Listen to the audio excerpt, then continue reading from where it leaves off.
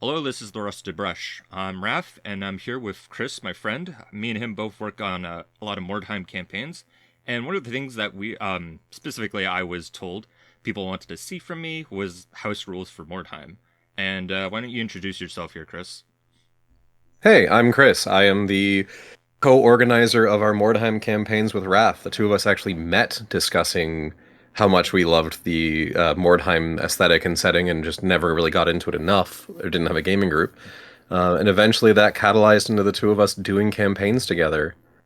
And here we are now, having run four and planning a fifth.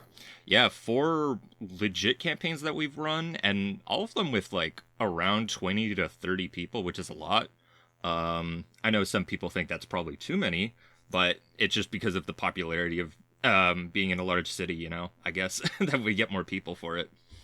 But yeah, And we're just so beautiful, so. yeah, of course, that's definitely another reason. We're just amazing, beautiful goddesses and gods, I guess. I don't know. I'm just going off. I don't know. But yeah, we're just gonna talk about our house rules because I was suggested to talk about these when I made my tier list video for Mordheim. So this is a great video, I think, to make our suggestions because as much as I love base Mordheim, and I think I can talk for Chris here as well. There are some problems, which is why we made these house rules to begin with.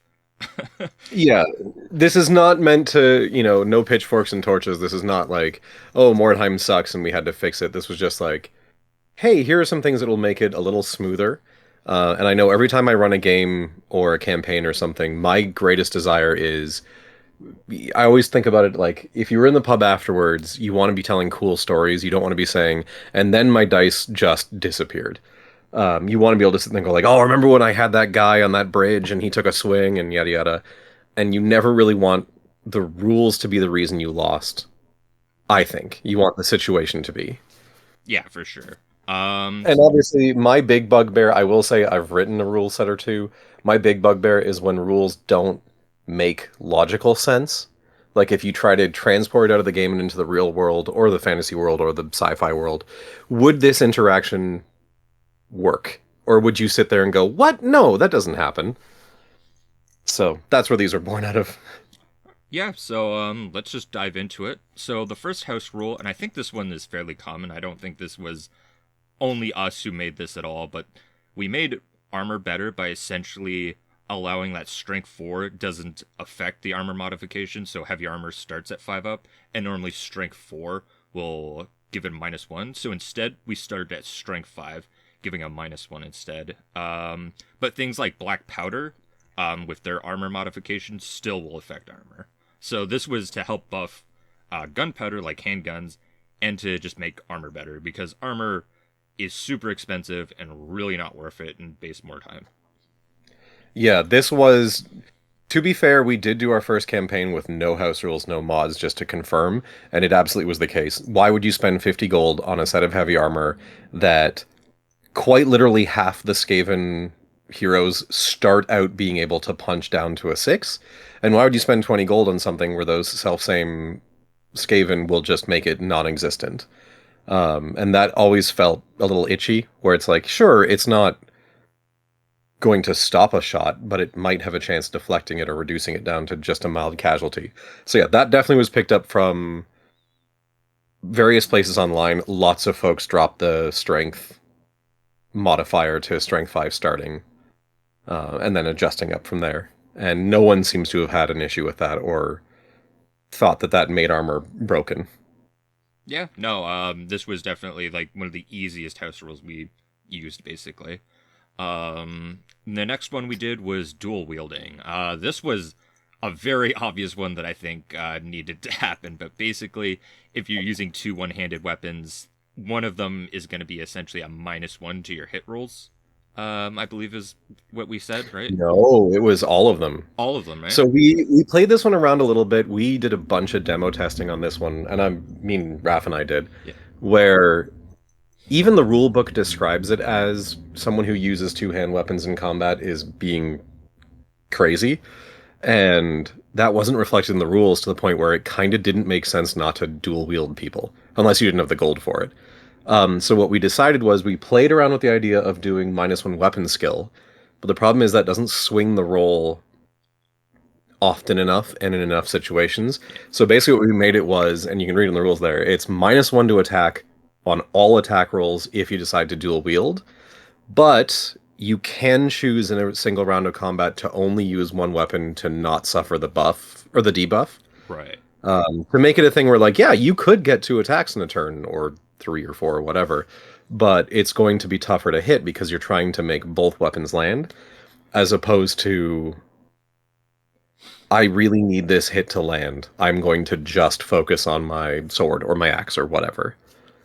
Yeah. And that is another one that seems pretty, like, it has not eliminated dual wielding. It has definitely made for my second favorite thing about rules, where people are clearly making decisions in the moment and confronting a bit of a, do I want that second attack or do I need that guaranteed hit? Yeah, yeah, that's a good way to describe it, I think. Because like everyone was taking just daggers because they're free, so it's like, why would you Mhm. not? If it's free, you can. If you can always afford it, so why not have an extra attack, basically? So yeah, it made a lot of sense to give them -1 to hits. Um, and like Reed said, there's no point of doing -1 weapon skill because pretty much you always hit on fours. Like if you go to weapon skill 4 to 3 or weapon skill 2, even like you're just going to be hitting on fours. There's not a lot of scenarios where you're hitting people on fives actually in this game. Yeah. Which was kind of fun when we were looking that chart up the first time. I remember being like, really, it has to be double?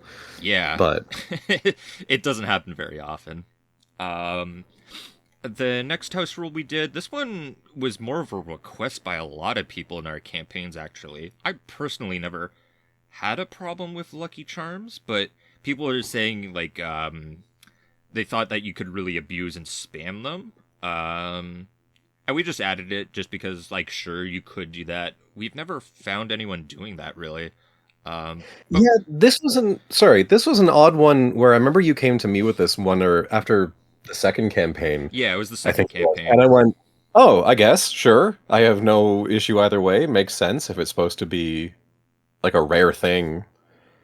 But I don't know. I haven't seen an issue with it before. I haven't seen complaints about it after. A lot of people we told this rule to went, yeah, it makes sense. Um, and obviously, so yeah, it was, you can only ever buy one Lucky Charm. Finding them doesn't count against that limit. Yeah, Because there's a couple random encounters that give them to you, or I think there's a scenario where you can pull it out of a chest. But yeah, and it also, yeah, it was one of those ones where I'm like, I have no argument against this. A lot of people want it. Sure, let's try it out and see if it breaks. And it didn't. So yeah. That one was really simple. I could care less either way, really. yeah, Just more of a people requested it, so we did it. The next one I think was a big game changer, and this one was very obvious after playing against your Sisters of Sigmar with Slingspan, yeah, and that was to adjust them to 5 gold and give your opponent +1 to their armor save or a 6-up armor save, just like how daggers work essentially. Yeah, this was super needed, especially against Skaven and Sisters of Sigmar. Those two are just infamous for just sling spamming. yeah. So This was one of the ones that I pulled for, and I almost wanted to put even in the first, like before we even did a yep. campaign vanilla, where I was like, listen, these people are terrifying. We need to move slings up and make them not as good. And that's not, I know a lot of people hate on the Skaven and say Skaven are broken. I don't understand those people as much as I think if they're not yelling the same thing for sisters, because as Raph alluded to, if you only give sisters ranged slings and they're only 2 gold apiece, which I think they were, Yeah. then why am I not taking them on every single sister? And then if you try to get close to shut down the sling spam, I pull out a Sigmarite hammer and just go to town. Like it makes them a deadly threat and doesn't cost nearly as much. And I get the idea of like, well, you're just picking up rocks. Sure, but the sling, you can't just go by gold value is cost, because you kind of have to go, well, gold value is also just points. Yeah.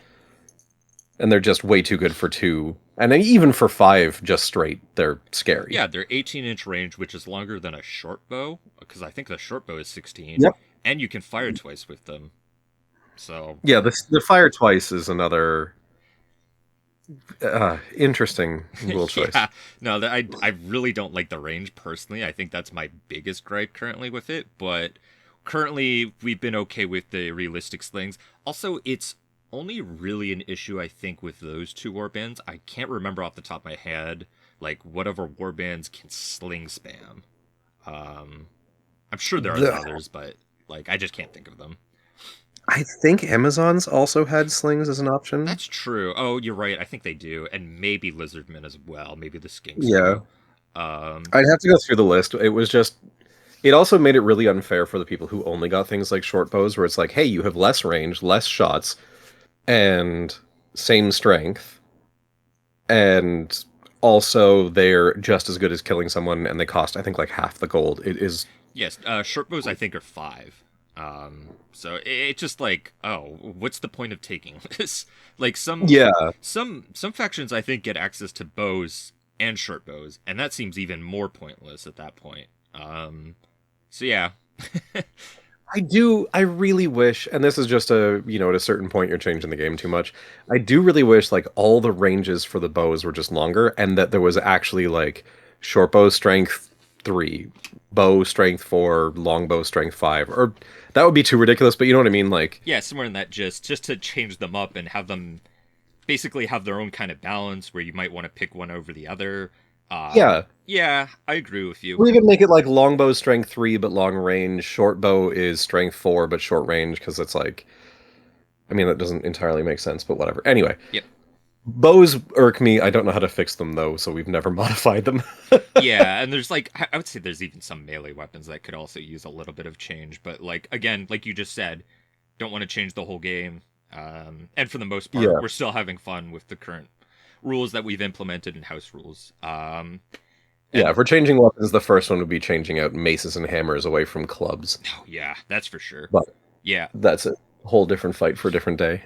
yeah, and actually, since we're on this topic, the durable armor, this also makes axes better because they have a -1 to armor saves. So Yes. durable like this the armor rule is actually really really big because it changes so many weapon interactions and just like there's a reason to take axes now aside from like slightly being cheaper I guess than a sword essentially like there's a lot more reason to take axes, there's more reason to take guns, like that changes a lot.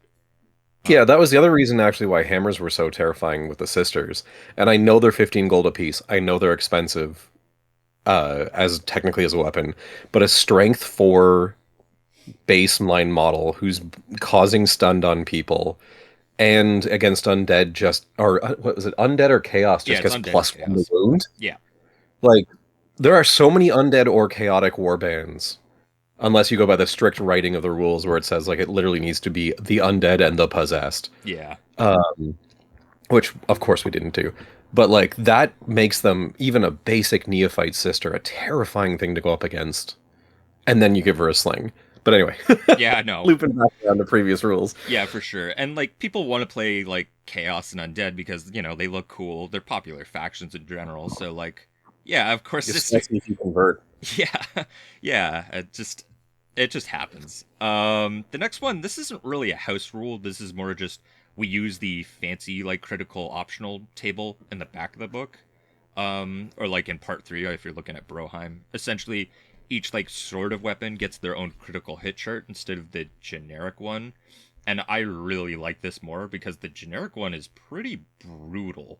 And it's not that unique. Like I think the first result is that you ignore armor. The second one is that you do 2 wounds. And then the last one is +2 to the injury rolls. You ignore armor and 2 wounds. It's a little ridiculous in my opinion, but like so are the other crit tables, but they're more Yeah. fun. And they're Yeah, I barely even remember the original crit table. yeah, I was looking at it just today because of this video essentially that I was looking at Yeah. again. Yeah, this is another one of those ones where we saw absolutely zero pushback. No, I think for the most part, no one was like, "Oh no, I don't know if I like that as much as et cetera, et cetera." Um, I'm trying to even find it now, but it was such a fun, like there's so many interesting nuances, and it makes the biggest thing that made it better for me was it makes the uh two-handed the great weapons better Yeah. because then you can actually pick. It's not just I have great weapon, you have great weapon. You can say no, I have a great weapon that's sword based. I have a great weapon that's axe based or hammer based, and then you get that crit table, um, which is just so much more fun and so much more narrative. Although back to the sisters being terrifying, I will say I now dread for my opponents the crit six with a hammer. Not that any of the crit tables rolling a six is a good thing, but the crit six on a Oh, blunt weapon actually. is ignore armor, ignore remaining wounds, that model's immediately out of action. And I have one sister superior who consecutively took out a rat ogre, and then I think one game later dropped a cult of the possessed with 4 wounds and 4 attacks and toughness 6 and strength 6 or whatever the heck. Like the model that was the beast of the entire league, she dropped into a canal in a single hit. Um and so those two in a row of just being like, now anytime I'm like, oh yeah, what are you rolling a crit for? Oh, the blunt table? What'd you roll? 6? Oh no. Yeah. Uh, I've had some in our second campaign in Lustria. I had a bunch of marksmen in like the merchant wagon. I was playing merchants, and I remember getting the ricochet result, and it just kind of leapfrog. That one is a bit dumb in my opinion because it can I leapfrog don't like that's more yeah. crits. Or the funny one I think is the unarmed table. I think it was against you. I think you disarmed one of my guys, and he randomly got a crit against you. And like I forget exactly what it did, but it made you so that you couldn't hit again, or I got to hit you again with the crit, and it was brutal. It's just Oh, that was that was the return to yeah, Mordheim, I body think. blow. Your Yep. opponent staggers, allowing you to seize the initiative. Immediately roll to hit and to wound. All saves are taken as normal. And it was just like another swing. Yeah. Ah, with frickin' war dogs. We gotta talk about war dogs at some point Oh as well. yeah. I think I did have that in one of these PDFs here to talk about. But let's move on. We're gonna talk Of about course. less random spells. I think both of us really like this, and almost every player we've Yep. talked to really enjoys this a lot more. So when you first purchase a wizard model or any spellcaster, instead of just rolling once on the chart to see what you get, you roll twice, and then you pick one of those rolls essentially, and you re-roll if you get a duplicate. This way, you have a little more choice in what spells you get, because some spells, honestly, kind of are moot depending on your like warband, especially, and what you're kind of going for. But this is only for the start. Any other spell that they roll for afterwards from a new skill, they have to just roll one die. It's only for the start that they get to pick from 2 dice results. I think we did 2 dice on all the rest of them. Oh, did we? Oh yeah, you're right. I Any think who acquires a spell. Okay. Yeah. You're right. I think we did have an iteration where that wasn't the case, and I think we just changed it just to be. yeah, we might have done that in season 2 and then figured out that was silly. Yeah. But no, it's such a good one because especially some of the spell books, let's call them, have a spell that is super duper conditional or really good late campaign after your person has some utility. And then it kind of was unfair to just have the you're like, oh well, I've locked in my character and he just has the most useless spell ever. Or one of those spells that like basically means he's gonna die and he's one of your heroes that's trying to grab Wordstone constantly. Yep. Um but yeah, the less random spells, that one everyone we've talked to has been like, oh, that makes perfect sense, and of course. And if you don't mind, we might as well jump ahead then, because we also did the same thing to skills. Yeah. Uh, We could talk about the new hero advancement table because that's what we changed about that. Um, yes. so basically, normally when you roll, it's 2 to 5. I think you just Mhm. you get to pick a skill from your available skill charts. Essentially, you just pick a skill, Two to and five and 10 to 10 to 12. 12. Yep, you're right. And we changed that slightly. Not even slightly. We changed that a bit. Heroes can choose a skill table and select a skill. So this is basically how it normally works. Um, and then 4 to 5, pick a skill chart, roll twice, pick one skill. Reroll skills already obtained or not possible for that hero type. And then 10 to 11, pick a skill chart and roll twice, pick one skill, reroll skills already obtained and not possible. And then 12, hero can choose skill and select skill. So this was basically to stop people from just picking step aside or dodge all the time to Yes. start. Like, And I think people like this also a lot because it's more fun when you roll for things. I think, and I think a lot of people agree with that. It feels more, I don't know, dungeon crawly in a sense, just more Yeah. random, more fun. And we still, Interestingly, this line's closer to the Gorka Morka table, yeah, you're right. um, It does. which I don't remember if I was actually inspired. So, if I remember the evolution of this correctly, essentially what we did was we in campaign 2 in Lustria, we did it's just random. It's like rolling for spells. You pick the table, you roll twice, you get one. And then for 3 and 4, we modified it to this one where it was like, hey, if you roll a 2 or 3 or a 12, you can still just choose a skill, but most likely you're going to be rolling a bit randomly for it. And yeah, there are so many skills that it's like you're only going to take this one first.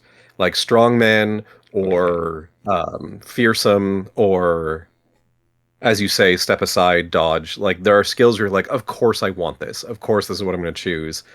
And the problem is you end up in a situation where you're like, I don't want a munchkin, but why would I intentionally nerf myself? Yeah. And like I ended up with, and ironically, it worked for the lore, but my sister's a Sigmar warband by the end of one. Most of the heroes were fearsome and had step aside and had dodge and had all that kind of stuff. And so it was like they just stomped through the city, terrifying people constantly. Yeah. And that was thematic because people were actually afraid of them because of their bats and their hammers. But it wasn't fun in the way that rolling a little bit more randomly and just trying to see like, oh, what does my guy get? Feels more like what would be happening realistically. Yeah, and it's fun to try and make up little stories for like why they got this skill, like what happened in that battle, like where like you could say they got like fearsome, for example, if you rolled for it, and stuff like that. So yeah, I think there's just a lot, like you said, there's just it's more fun, it's less munchkin-y to just I don't know roll for a skill, but also like I should mention here, for example, if you're playing undead and you rolled like fearsome, I think we just said just re-roll it. Like you already caused fear, it's fine.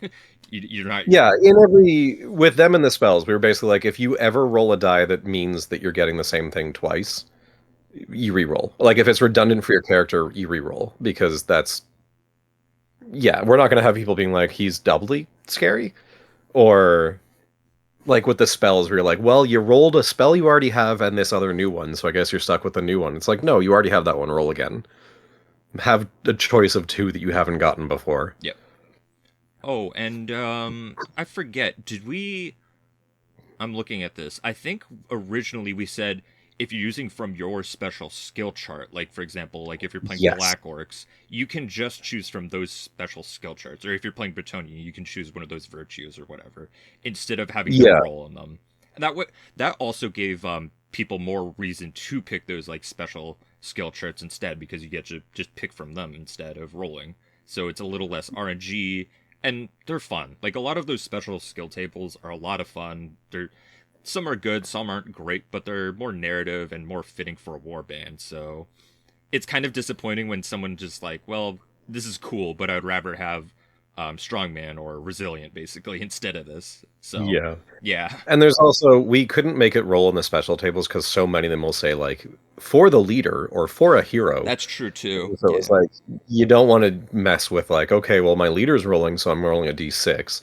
My hero's rolling, so I'm rolling a D3, and it's like, no, don't or a D4 or whatever the yeah, heck. Like, no, you're picking your people are learning their own stuff. Of course they're going to be good at it. yep. So we got 3 more to discuss on this page. Yeah, I think there's a few more. There's a few more after this. But why don't we talk about the modified underdog bonus? And I'll let you kind of talk more about this because this was mostly you who talked. Like I Yes. had problems with this, but your solution was great.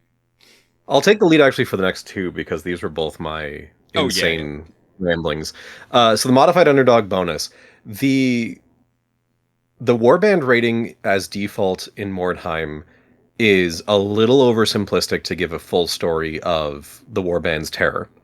And I ran into this when I was running my sisters because when I first ran them, it was the original Mordheim models, the old metals, unconverted, because I would never chop into these ones that are 30 years old at this point.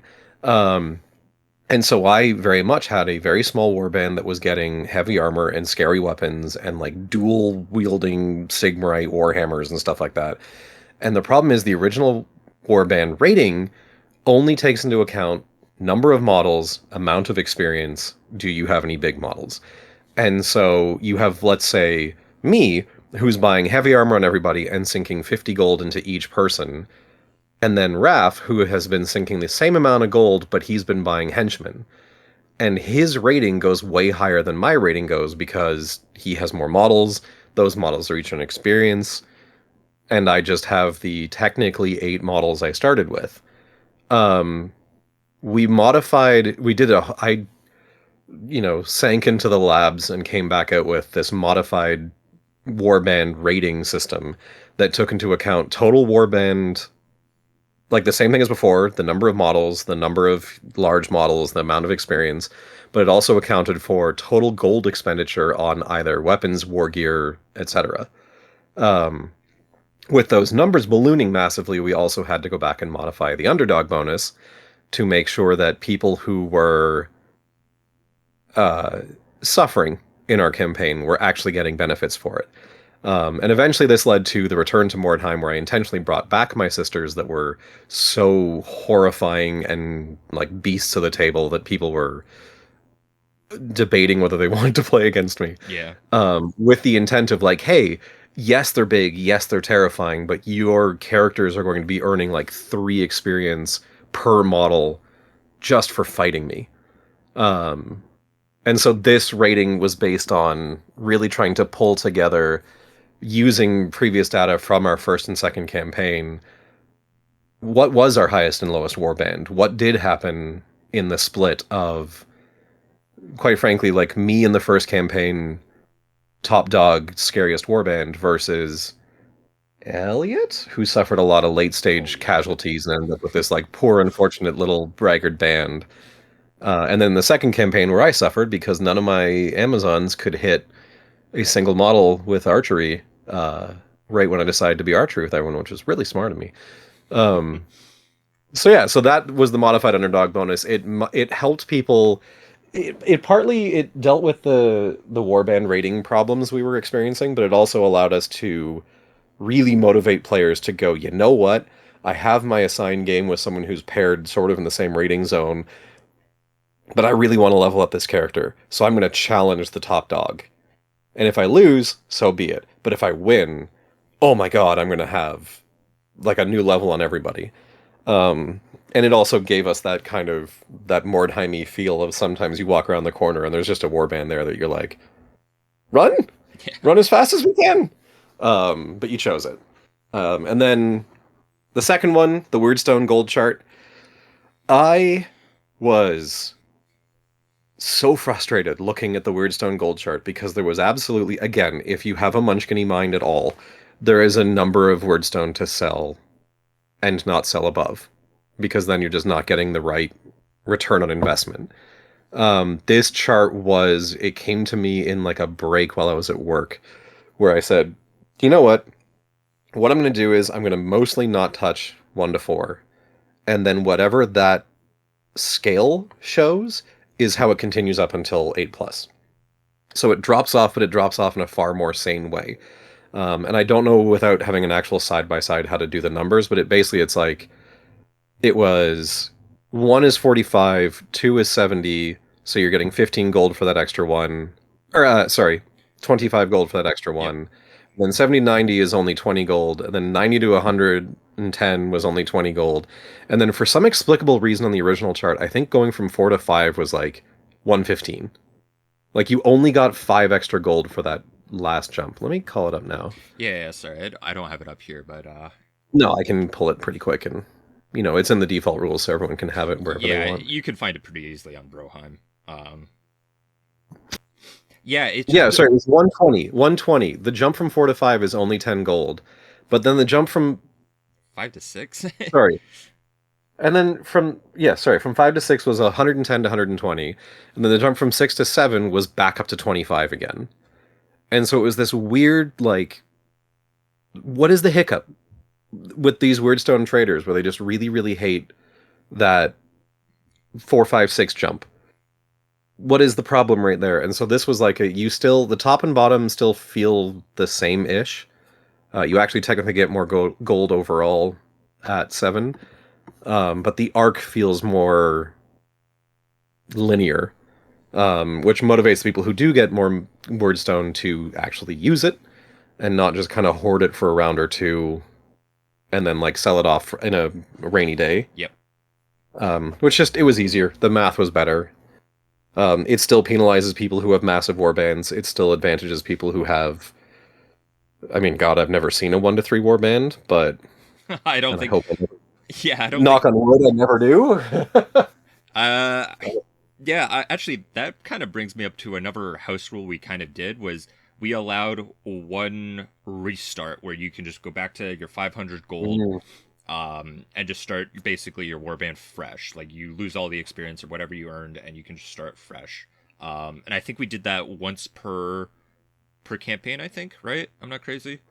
I think it was at the end of round 1. Or just end of If you round one. really, That's really what it was. suffered by the end of round 1, at either after the first game or after the second game, if you were just like, you know what, that went absolutely sideways, and I have like my leader's dead and 2 of my heroes died.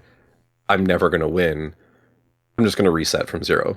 And it was funny listening to some people narratively describe why the model was coming back, Yeah, even though he was technically dead. Like, oh yeah, suffered a bad, ignominious defeat, but bribed his way back to yada yada yada. Like, it was so much fun. yeah.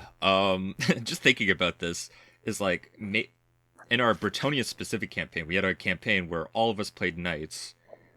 I think everyone's game one was terrible, but none of us restarted, I think, which made it really funny. But like our first round one games, so many of the questing knights just died right off the bat. But Oh we're my like, god, that Bretonian campaign killed so many leaders. And I know people are like, well, yeah, because they're knights and they're charging. And I was like, that is not the statistics because you're still rolling on the injury chart. We should talk. That maybe needs to be another video of like our each recaps of each of the yeah, that'd be campaigns. a great video, honestly. I'm just thinking about that, and yeah, those would be fun to talk about. And yeah, I should save them for a specific video. That's a good idea. Yeah, because then we can do them in order and refresh our memory on how insane some of the things went. Yep. Um, yeah. Do you have anything else to talk about this weird stone gold chart? Um, No, I think it's pretty straightforward. I'm happy to share this with people, or I mean, I'm presuming it's on the screen right now, so people want to copy it. Like, it just feels better when you're buying at this level. yeah, It arcs more logically. yeah. The exponentials are just way better this way. And not confusing, or not even confusing, just questionable. Like you said, it Yeah, just inexplicable. yeah, yeah. Um, and like one more small rule we've this is more of just one of the optional rules, but we just implemented it to help with black powder weapons because they usually suck. We discounted them by 20%, but they had to use the black powder misfire chart. Funnily enough, I don't ever recall misfires really happening except for our one like campaign in a day event we had. Outside of that, I don't think I ever remember a misfire happening. uh, Who was it who was running Chaos Dwarfs?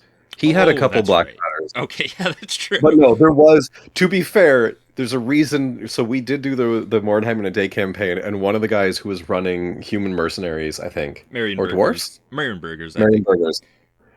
Every single gun that man fired misfired to the point where it actually became like you could hear him good naturedly raging from across the room. Like it was almost like one of those I guess Family Guy is the famous person for this, but like jokes that are funny and then not funny and then funny and then not funny because you're like, really? Again? What is happening? Like he had people killing themselves, he had people like I think he had friendly fire incidents. It was just that poor man. Yeah, he took it in good spirit though. He like Oh, he enjoyed it. yeah. But yeah, realistic black powder misfires and then discounting them and obviously within black powder we also count things like warp lock pistols and Yeah. um And Warplock pistols could use the discount because they were like yeah. 75 or something. And like also like the hunting rifle is 200. Uh I'm gonna have to remember that black powder discount for when I finally get around to putting my Skaven finally. Right. Especially now that they've just made my warband as actual models. The things I was converting are now real models, which is just mean. How dare they? Yeah. But yeah, like normal handguns is like outside of people taking them for flavor or for fun, there wasn't really a reason to take them over just bows or crossbows essentially. No. Like less range and more expensive than a crossbow. But And also, yeah, go it's ahead. interesting to talk about how some of the rules loop together because increasing the ability of armor to actually matter made people bring armor more often, which actually gave a reason for black powder to show up because those have an inherent armor pen as well. Yep. And so it's interesting how clearly awesome in planning we are, where some of these actually stack and make the game more fun and more varied together because people are. You don't end up locked into the meta of obviously you take this. Um, because we're making it a little closer. Like the wobble is a little less noticeable between the best and the worsts. I would argue. Yep. So I think this is all the host rules from just this one, and there was a few more we had, and we made a. Oh, don't skip the weather. Oh yeah, yeah. Well, whether this one was specific to. Oh yeah, no, we did. I forgot about. Sorry, this Yeah, is my because bad. Luster was what made me change it. Yeah, that's right. So we used weather in the Lustria, and we had it. This. It was similar to this, but it was different in a lot of ways. Um. Yeah. And was it just more brutal? I actually don't remember how the original Lustria ones were. Yes, the default weather system for Lustria just penalized ranged combat. Right. Like it was a 1 or 2 was everything's fine. A 3 was light rain, -1 to ballistic skill, and black powder weapons only work on a 4+. Heavy rain, -2 to ballistic skill, and black powder only works on black powder can't be used. And Right. then 5 was like fog, range is only 3D or 46 every turn you roll. And then I can't remember what 6 was. High. Maybe six. High wind, I think also. I. Anyway, it doesn't matter. Yeah. Regardless, it basically was like playing in Lestria with any ranged weapons whatsoever sucked, including bows. And I would like to have the people who made that weather chart explain to me exactly how a light drizzle affects your ability to shoot a bow. Um, because no. At least explain to me why it only affects ranged weapons. Because, like, obviously, if it's rainy and Mud. no one wants to go out fighting. Yep. That's melee as well. Like, I've played football in horrendous mud, and do not tell me that melee combat is perfectly equally fine in mud as it is on a dry, sunny day. Because I don't believe it. I mean, we can. So yeah, so the Mordheim weather was us going, let's make the weather chart more fun and interesting and kind of feel more like fighting in a city broken by magic, and also have a lot of really fun things that make, again, the pub talk hilarious. Including Lightning Storm, which Raph and I tested with warbands that both had heavy armor and then Oh, spent yeah, that was fun. the entire game cowering under buildings and in cover. Yeah. Because every time someone would step out from it, we'd be struck by lightning. And then Wordstone Storm, which was a perfectly fun and narrative and fluffy thing, and then it ended up killing like half a warband in one round of combat. Yeah, we were playing a free for all or something. I think I remember Storm doing something really bad to, like, was it the Chaos Dwarf player? I think It was game one, Oh, Chaos Dwarf, game one of a campaign, Chaos Dwarfs versus Dwarfs, and they rolled Wordstone Storm, and half the models on both sides died just to the Wordstone Storm. Somehow, like, they finished the game, I think, with one opponent caused casualty in the entire game, and the rest was the weather that killed them because they just kept rolling terrible rolls to the strength 2 hit. And dwarfs were going down to strength 2 hits from weather. Oh no, but one of the guys popped his own brain with a magical spell. okay. I think the Chaos Dwarf did do that. Because he rolled like Wordstone. Oh no, that was when we were playing with the random encounters. Yeah. So they rolled Wordstone Storm and Wordstone Dust or something like that. Warpstone, I don't remember their name, or Chaos Storm, something like that in the random happening Yeah. chart. But yeah, so the Mordheim weather came out of that, and then when we did Bretonia, obviously Mordheim weather wouldn't happen. So we made another one that was specifically to like the hinterlands of Bretonia, um, that has some of the same things, but obviously not the weird like Weirdstone Storm ones. Um, and yeah, the big intent was like, hey, let's make rain feel like what it actually should feel like, which is not necessarily because any good soldier is going to know how to keep their powder dry in light rain, but Yep. everyone doesn't want to fight in the rain. So it was minus leadership. Heavy rain still has the minus leadership penalty, and screws up black powder and ballistic skill Yep. because heavy rain is just like hard to do anything in. Um, was there any other weird results in this one? I'm trying to look High here. wind was fun. High wind was fun. All Oh yeah. shout-based abilities, leadership, etc., are at half because no one can hear each other. Yep.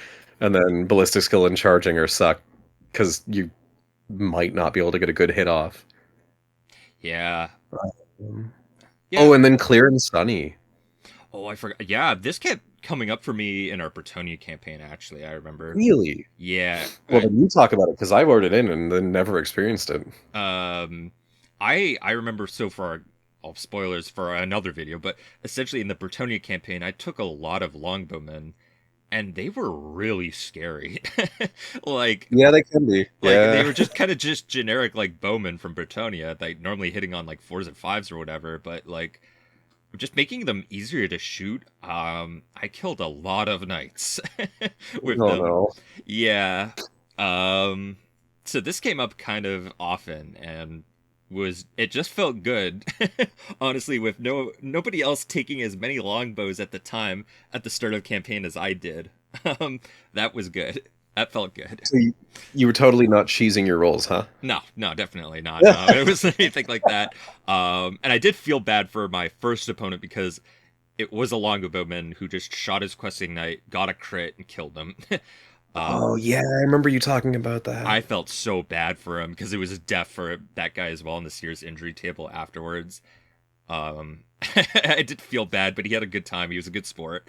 But it's brutal to like lose your like 100 and something gold costed questing knight to a 35-point Yeah. like longbowman. There is nothing more anxiety inducing in Mordheim than that end of game injury roll on your leader. Oh, it's the worst feeling in the world. Oh, and just being like, please don't be a one, please don't. Because you know, if that first die rolls up a one, You need a you're screwed. six. You need a Yeah, six. like you're screwed. You just know it's happening.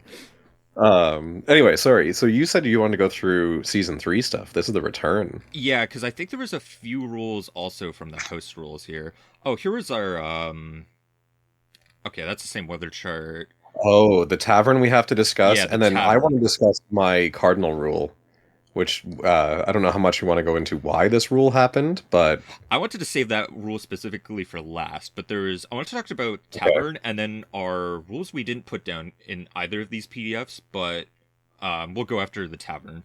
But I think the tavern was my idea essentially. We were talking Oh yeah, it was your child. basically I didn't like how hired swords kind of worked, and especially since we were using like 1A to 1C ratings, you can get some stupidly powerful hired swords, and they did get a little abused in our second season, including by myself, because it's like, why wouldn't I take a merchant? Why wouldn't I take this warlock? And the fact What's that's the one? The Kislev Ranger? yeah, the Kislev Ranger, which that person also played wrong, but we'll go into that Well, later. but I mean, But even if it's being played right. yeah, even if it's being played right, so disgusting. The Road And Warden, the Road Warden, that was the other one. yeah, Oh, he ignores cover, ignores the range penalty. I think starts yeah, and ignores range, ignores cover, no penalty for being on horseback um and move. and there's also the Hawkland bandits can abuse something with hired swords. What they if they buy looters, you purposely want your hired swords to die, and on a 4+, the looters just steal all the equipment that those hired swords had. Yeah, and you can abuse them a bit that way. I found that out Yeah. later and I was like, that's really funny. But yeah, there was just a lot of janky, like, also a lot of the hired swords felt weird that some people could just take them. Because, like, some of those hired swords weren't meant to be played with certain war bands, but there was no restriction on whether or not they could take them. So basically, I made this system for our third campaign called the Tavern, and most of our Mordheim campaigns, we did all the logistical stuff on a Discord channel, which also, by the way, super helpful. Any sort of Yes. forum, but Discord I found very useful for this kind of thing in general. If you're running a campaign with at least like 8-ish people, maybe with less people you don't have to, but if you have a larger number of people in a campaign, it's just nice to have that record of everything and have things like that. But essentially, I made this sort of like auction house where after every, it was at the start of a round, I would have a certain like amount of hired swords available, and people would place bids on them, and people could raise, like they would start their normal base hiring fee, and people could just raise the price if they wanted to, and they'd have I think a week or so, and then they could get them basically before the next round started, I believe.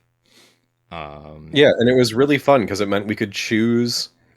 We would pre-read and go, okay, these are the hired swords that are available this week, and make sure that nothing too zany showed up. But it also allowed us to kind of tweak and say, like, hey, you're taking a dwarf slayer who happens to have these weapons and also has these skills already baked in, or whatever. And sure, it technically advantages in some ways the people who made more money, but if there's two or three warbands who all want a guy and they all jack the price up, then you're not actually getting a hired sword for the base price. You're getting like I think one of them nearly doubled in cost. yeah, I think it was the sorcerer or something went really expensive, or it was the witch I think that was really expensive in price. Yeah. Um, I of course didn't take any as a noble sisters player because none of them were, appropriate for my warband. Yeah. And at first I thought people, because I also named each hired sword, I think, and gave them some personality and wrote a little backstory. I thought people wouldn't like that because they would want to make their own narrative for the hired swords, but it turned out people liked it actually a lot. And they stuck with the names and everything. And I remember people talking about, oh, my hired sword that I bought from you did this and this and this from the tavern. Um, yeah, and this was just more of a fun, interactive way to get more people um, just doing stuff on the Discord channel as well, and just to pay attention to what's going on, in some Yeah. sense. This might make more sense to go into more in the campaign specific video when we do it. Yeah, But that was something I love our crew. Again, except for one thing that we'll talk about at the end of this. Our crew was so good, is so good about leaning in to narrative and to fun play and to trying whatever zany things we throw at them. Like I say, we've done four, and we're about to do a fifth. And it was like, we're going to Lestria, we're going back to Mordheim, we're doing an entire campaign exclusively in Bretonia that incorporates jousts and melees and like tournament days. And sure, like we get more or fewer people based on like, oh, I don't really want to play in Lustria or whatever. But the fact that we'll be like, hey, we have this narrative place called the Tavern, and you can hire hired swords from here. And it wasn't people going, I bid 60 gold. People were actually going like, uh, you know, Marion saunters into the tavern and slaps a purse of gold on the table and says 50 bucks or 50 gold for your services. yeah, I dare anyone here to beat it. And then Hrothgar strides over from the corner and says 50. That's paltry. I offer 65. Like, not motivated by us at all. We just said, here's the guys that are available, and people were going role playing basically, like RPing in the Discord channel, and then sauntering away with a hero. And then by the next week, we would get pictures of like, here's my painted up dwarf slayer to represent Bjornsson or whatever. yeah, Here's that. Like, uh, filled my heart with joy to see people just having that much fun with it. yeah. Yeah, I was super excited that we got so much positive feedback about the tavern because at first I wasn't sure how people would enjoy it, but it turned out to be really fun. And I think our next campaign we're gonna bring that back as well. Oh, we have to. Yeah, I expected a bit of pushback, and we had none. yeah. Like, I don't think there was anyone who voiced it, at least. Yeah. So there's a couple of other house rules that I don't think we put down here.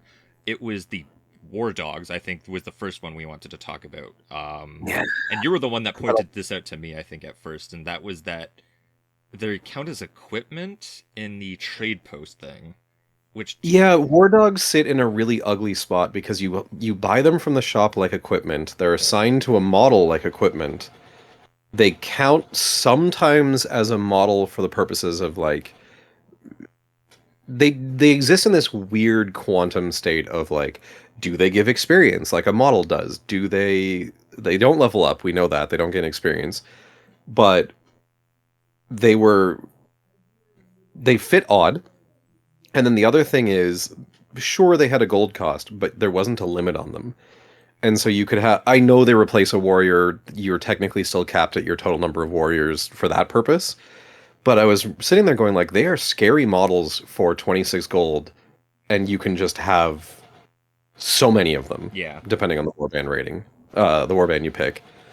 And I really, sorry, as an aside, our printer is freaking out right now, and I hope it's not coming across. It's coming. It's don't worry about it. It's Okay. not that loud. They'll get We can over it. pause. Nah, it's fine. We can keep going. Don't worry about it. It gets possessed and just freaks out every now and again. I don't know why. Anyway, but yeah. So the dogs we in Bretonia. I think we fixed it in Yeah, Returntumheim as well. Did we not? No, I guess we didn't. I I think don't it was remember. Bretonia. You're right. We basically, I was like, listen, they're counted as hired swords now.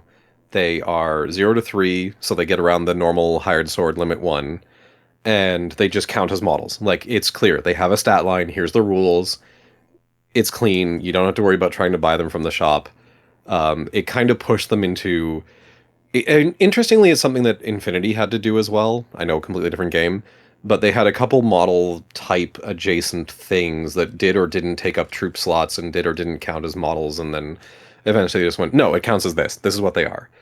And so it was that just to clean it up and reduce any confusion between, like, well, I have a direwolf, but that's a war dog, but witch hunters can have war dogs of a different kind as models that aren't tied to a hero.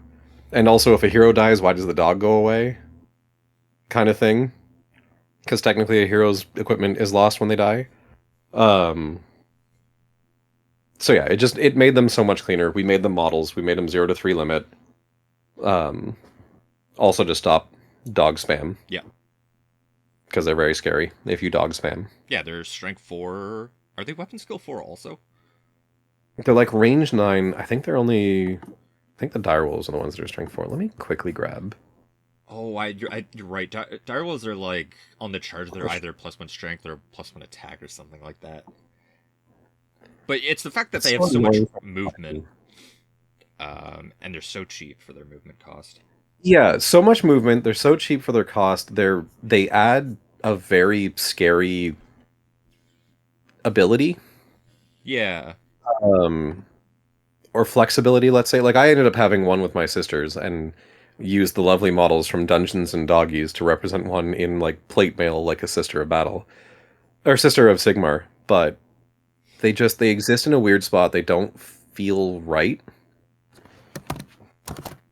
Where is War Dogs? I had, uh, God, I can't remember off the top of my head what they are. I swear they're weapon skill There 4. we go. Page 55. Interesting. Uh, movement 6, weapon skill 4, strength 4, initiative 4. That's the Ooh, scary part. Between weapon skill 4 and initiative 4, they're against a mook, they're gonna hit first. They're gonna hit in a 3 plus, and and they're wounding. gonna be wounding on a 3 plus. Yeah. And so like sure, they have no armor and they're gonna die pretty quick if you're not careful with them, but like wow. That's really scary if you get.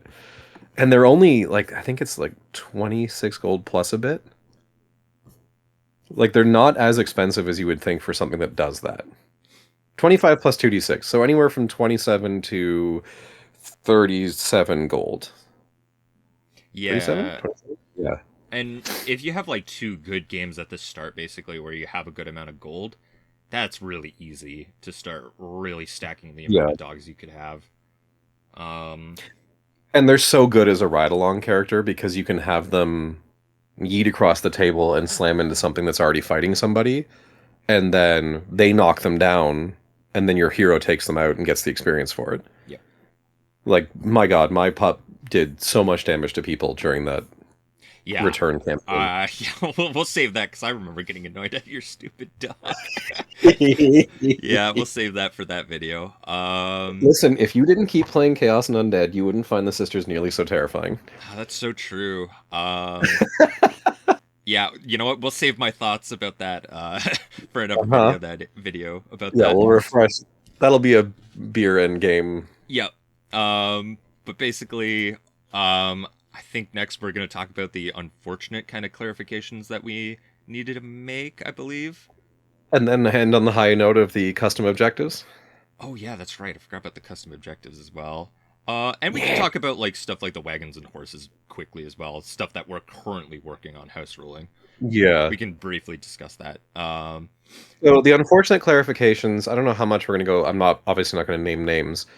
Um, we had a situation rise in our second campaign where a person that we didn't know was going to be like this. We didn't know. Yep. There were rumors. Was playing in a way that was very much not in the spirit of collaborative or fun play. Um, they took Gunnery Skull of Nuln, they munchkined the heck out of the list. They took a Kislev Ranger and which like loosely we didn't say was okay, but whatever, we didn't ban it. And was technically playing it wrong. But they were also doing that really infuriating thing where you are creatively interpreting the rules to benefit yourself when necessary. Yeah. So we're playing in Lustria, we have weather, but he'd go like, oh, weather's so hard to keep track of, let's just not play with it. We're playing in Lustria, it's a jungle campaign, but he'd go like, oh, let's not have that much terrain. Yeah, that was Because the big then one. like, my army's not going to do so well. And it's like, yeah, but you chose that in this campaign. And then we started getting reports drifting in of actual cheating. Rolling dice for an injury roll, but not saying which one was the 10s and which one was the 1s until after they rolled. So a 15 would show up, but it's actually a 51. Or he would roll for which hero / henchman was injured, but actually say which henchman it was after the roll landed. So he was able to kind of like fudge around who actually died. And on at least one occasion, allegedly, rolled when the person had their back turned,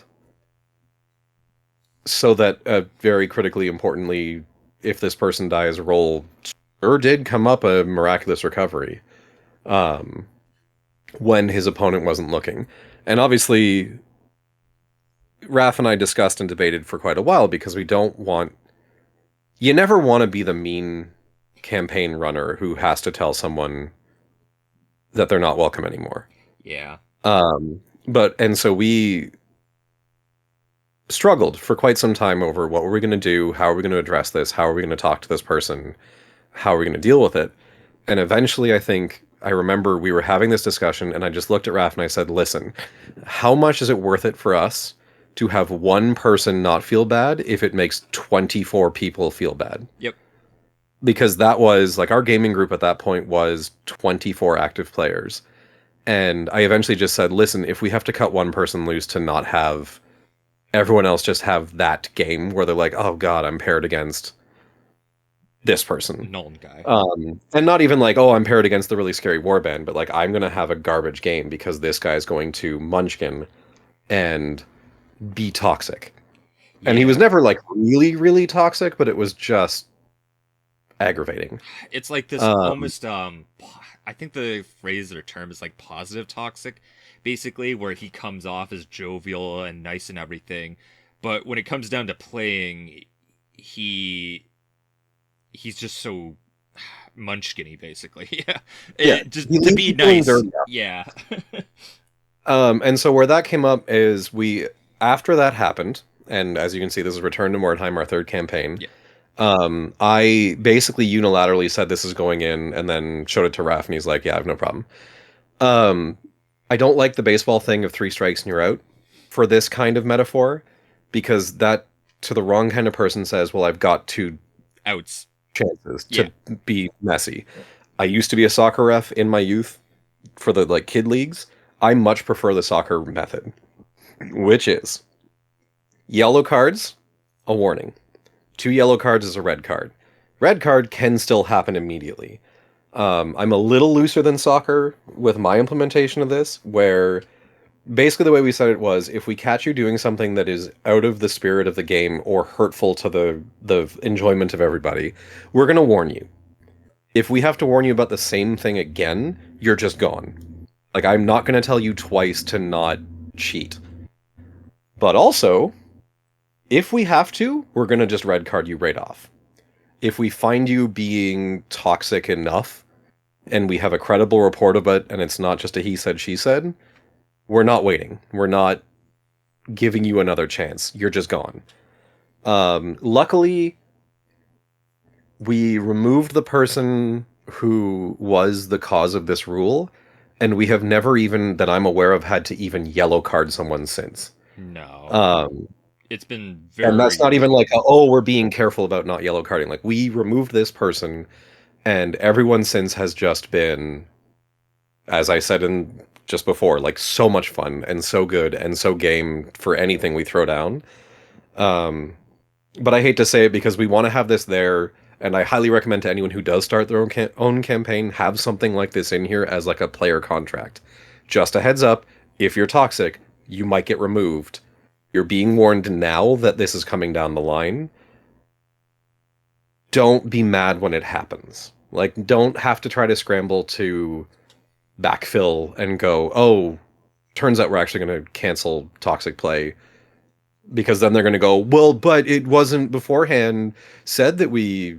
Nope, it's here. Yellow card, red card. If we find you doing something objectionable, you're going to get warned. If it's bad enough, you're going to get kicked. Anyway, that it's not fun to talk about. It was luckily only ever enforced once. But we also wanted to make sure, because people do pay into the campaign and buy models and dedicate a lot of time to it, we wanted to make sure that there was something there that says, if this shows up, we have put something in place for it. Yep. And obviously, since we co-run the campaigns, we confer anytime something like this even pops up. There's a little quiet discussion that happens on the side with Raph and I to be like, hey, do we care? Is this a thing? Have you heard or noticed or anything like that? Has anyone come to you? And then make sure that when we go ahead, it's not one of those things where they can try to divide the two of us either. Of like, Raph says, you're going to be kicked. And then they come to me and I'm like, oh, that's ridiculous. That's not enough. It's like, yeah, we talked. Yeah. You're in trouble. Yeah. If you decide you want to run a larger campaign, like at least 10 people, I would suggest maybe having someone, not even needing a co-host, but at least having someone there that can help you with like judgment calls and rules. Because it's just nice to have a second opinion on things, but also just, I guess, not to be a quote-unquote tyrant about things as well. It's just good to have some feedback from another person when it comes to just running campaigns like this and stuff like that, especially for larger groups where there's a lot of questions, and sometimes people would ask a question to specifically me or specifically to Chris, and then we'd just talk about it with each other. Yeah.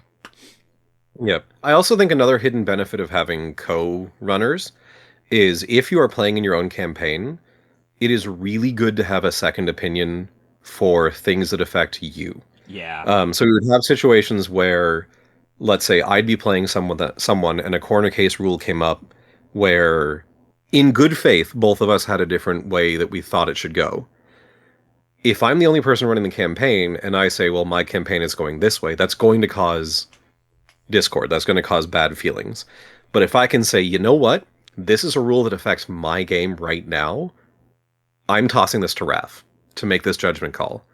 He gets to make the judgment call. I'm going to abide by that rule, whatever it is. If he and I disagree about it, we can talk about it later after the game is over. But right now, this is the judgment call now. And then alternately, if Raph is in the middle of a game and something comes up, I can step over and be like, hey, actually, no, the rule's this. Or whatever. And that way, no one has bad feelings because it's not... There's no perception of power tripping. Yeah. In that, like, using the clout of, well, I run the campaign, so it all happens the way I want. Because, like, you never want... I even felt guilty when I was one of the people co-running, and then my warband was also doing the best. Yeah. Because that feels... No one accused me of it, and it wasn't that, but, like, it still feels like you're sitting there going, well, I just started this campaign to lord it over a bunch of people and stomp around and win, which is not the case. Like I especially with my sisters would warn people before we're playing, like, listen, I'm going to read you what this person does, and I'm going to tell you, don't let her get close to you. Yeah. Or if she does, jump her, because she's scary. Like, please don't get caught out of nowhere by this, because she's terrifying. Because I want to win on purpose. I don't want to win by surprise. Yeah, and I was gonna say, like, that's how I felt about the second campaign where I was playing the merchants, and the merchants get to have their own store where they can sell things to other people, and that felt weird that I can just sell things to people, and I just wanted to make sure that that did feel kind of broken. But the big one was the wagon, because it was one of the factions that had to buy a wagon off the start. Like, it was necessary that that faction buys a wagon, and this is a good leeway point into why we're house ruling wagons and horses for our next campaign, because wagons are dumb. They're so hard to kill, and they just feel like bad. And it was every game I was warning people, hey, don't shoot it, and they still did. I told them it was pointless. But yeah, to go into that the wagon rules came from Empire in Flames, and they have a whole chart on basically where they can get hit, and then what happens on that damage if you wound it. And it's just so much work. So that's something we're currently working on. We're changing the amount of wounds, the toughness, and just how it works, because yeah, it's way too hard to interact with them. Yeah. Yeah, it definitely, and the problem is it does affect a couple of the war bands that are like 1A to 1C, the core ones. And the Carnival of Chaos is another one. Oh, that's right. Yeah, they have the play And it card. just feels so odd to be like, oh yeah, cards are toughness 8. Yeah. Nothing in the game can punch toughness 8. And going back to the whole, like, you never want to have a situation where someone just is like, well, that's pointless and felt bad. The thing that we're proposing, and the rules have not been written, so we can't share them yet. Yeah. But the thing that we were discussing is making the toughness lower, because it is still just wood, but giving it a ton of wounds. So, like, yeah, you can eventually chip away at something and break it, but that's not what you want to do. And then the other one we were discussing and trying to figure out, because this is the part we're gonna have to play test a bunch, is making it where you can have what's kind of like a called shot. So rather than just rolling to hit the cart and seeing randomly where it goes, your character basically, your shooting model basically goes, I'm trying to hit the horses, or I'm trying to hit the driver. Yeah. And it makes it a little bit harder of a shot than just I'm shooting at the moving thing.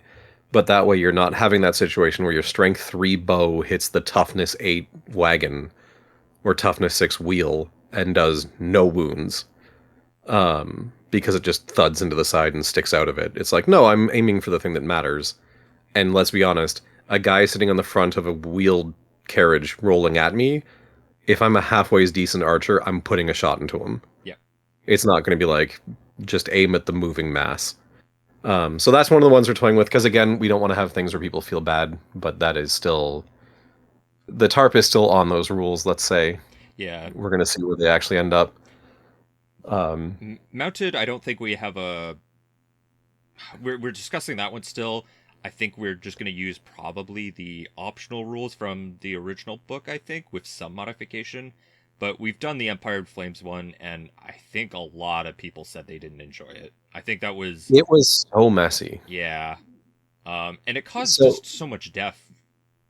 Yeah. Like... Yeah, it's so messy. We have had thoughts since about how to make it less messy. I would just caution anyone, again, who's running a campaign or adding horses into their things, treat the Empire in Flames rules like an interesting starting point to modify from. Yeah.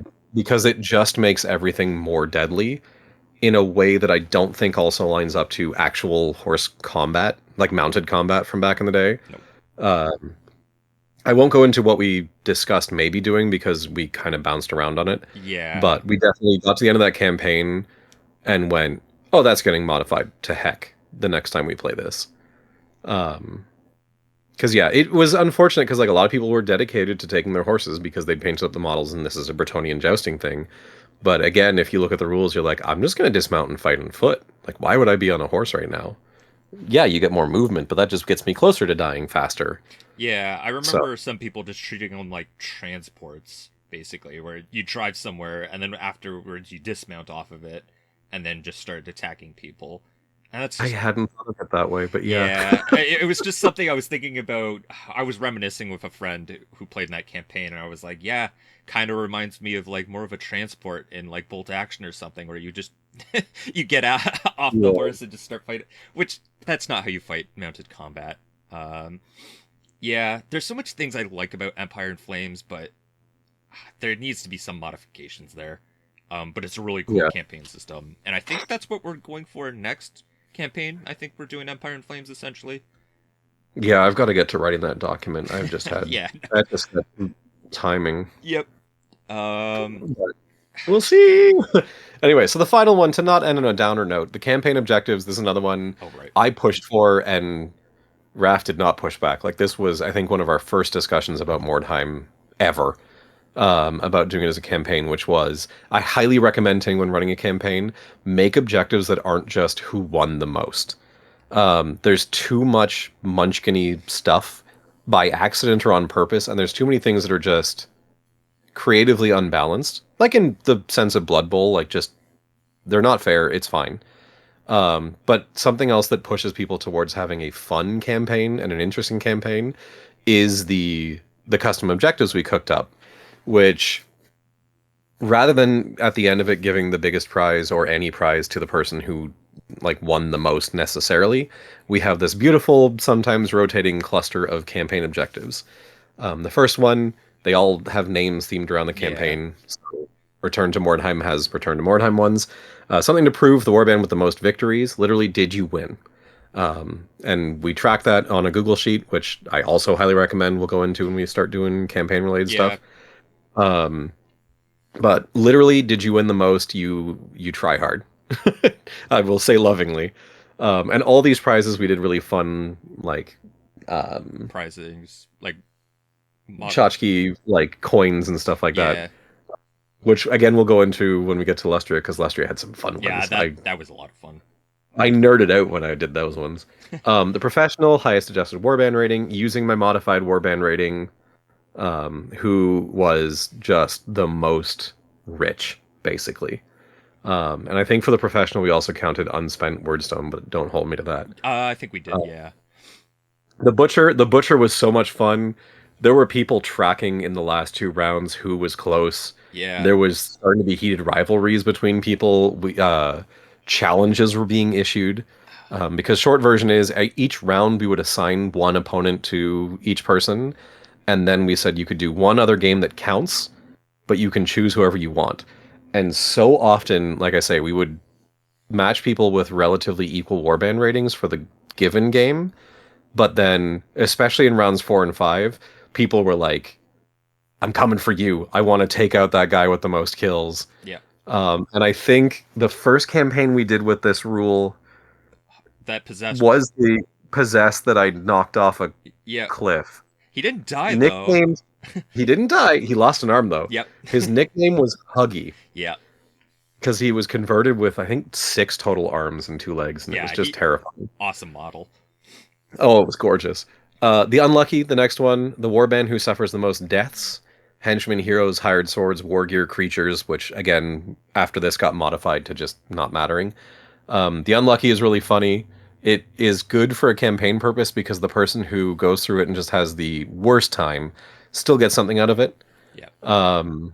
The Artisan, best painted, as judged in this round by Raph. And then other rounds, I think we just did a voting thing basically, where we just made like a form basically and be like, who do you think has the best? That's probably a better way to judge it instead of just me or Reed basically deciding who is the best.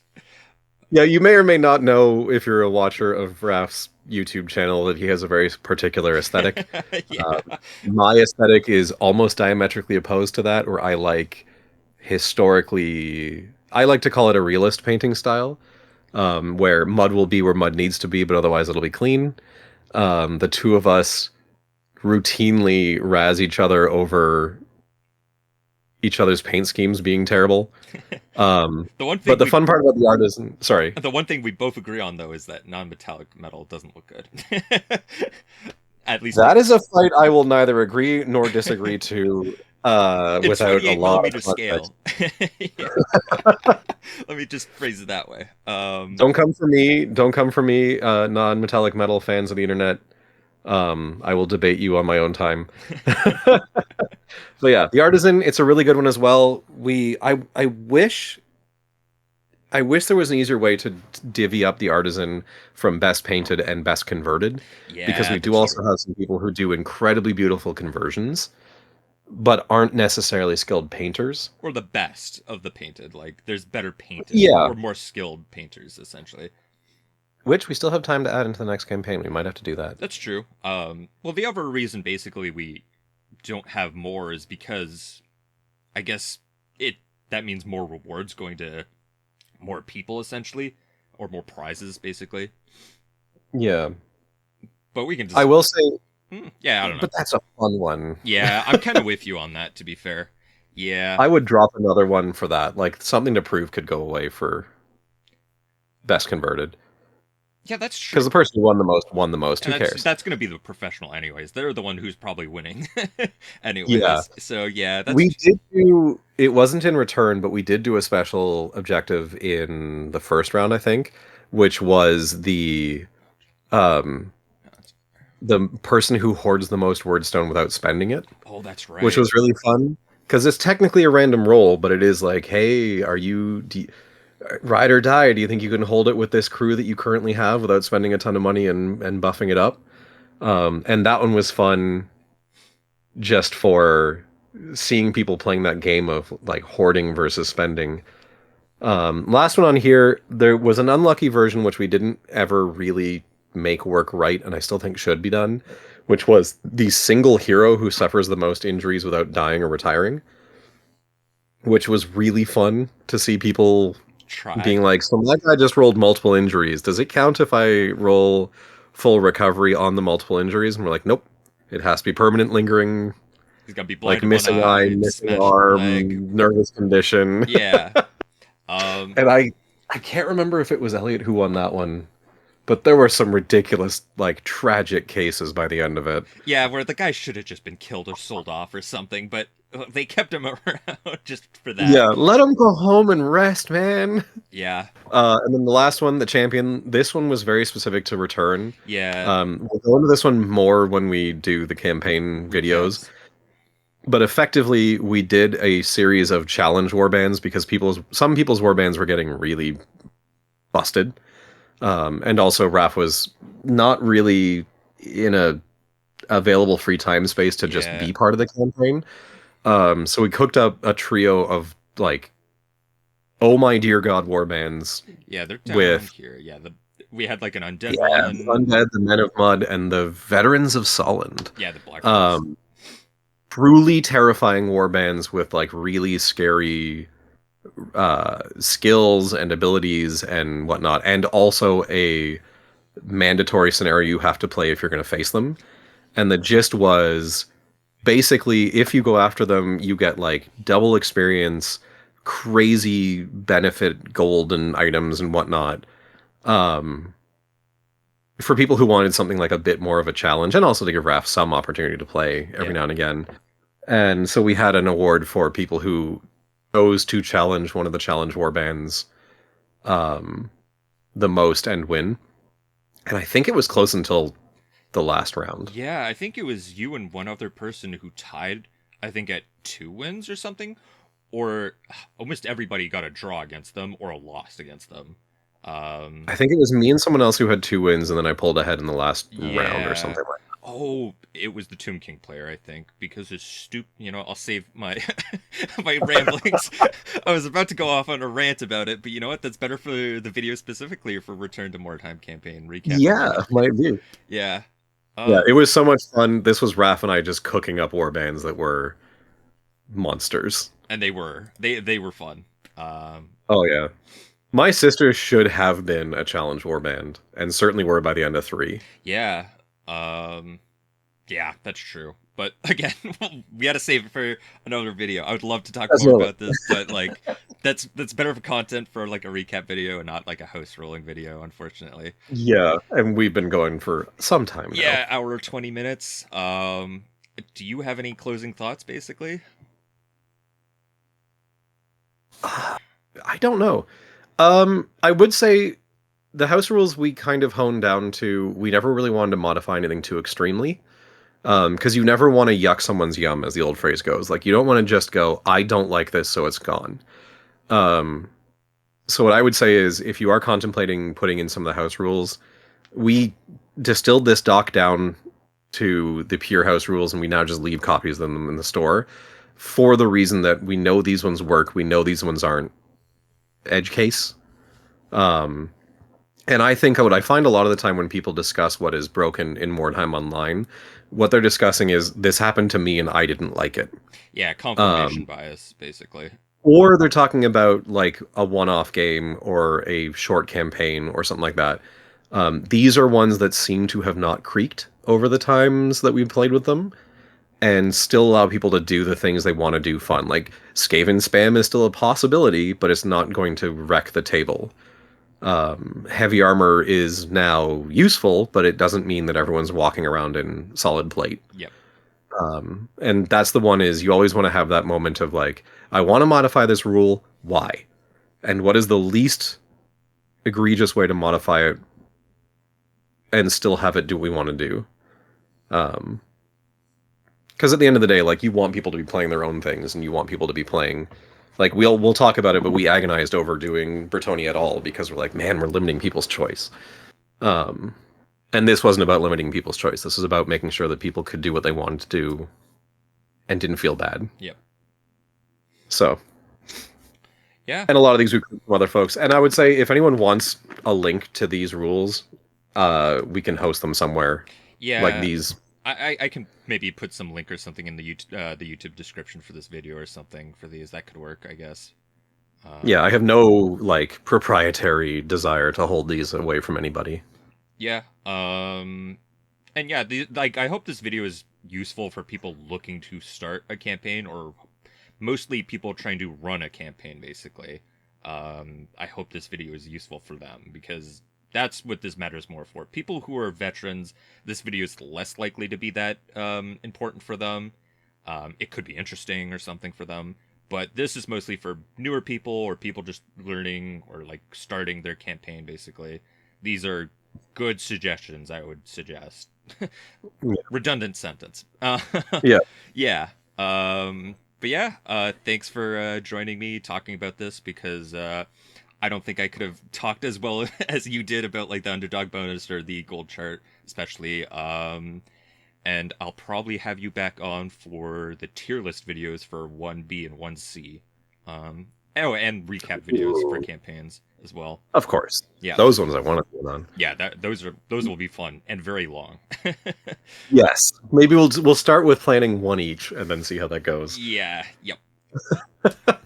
Anyway, always a joy though. We don't get to talk nerd stuff enough, and it's always fun to talk through, you know, the ton of work that goes behind a campaign that people don't see, ideally don't see. But if you nail it, everyone has such a fun time. And like, again, we'll go into it with the campaign specifics, but the amount of nights we would have at the pub after a gaming session where people were ranting over like, oh, that moment in this game, or like, you jerk with your stupid guy who did everything to me, and yada yada. Like that's what I live for. That's the part that I'm not gonna say more than the game itself, but like knowing that I can do that for people, yeah, is so much fun. Yeah, for sure. But yeah, thanks for coming on. Anyway, yeah, I hope you guys enjoyed this video, and take care. We expect more videos in the future. been a pleasure. See y'all sometime soon. Yep. Peace.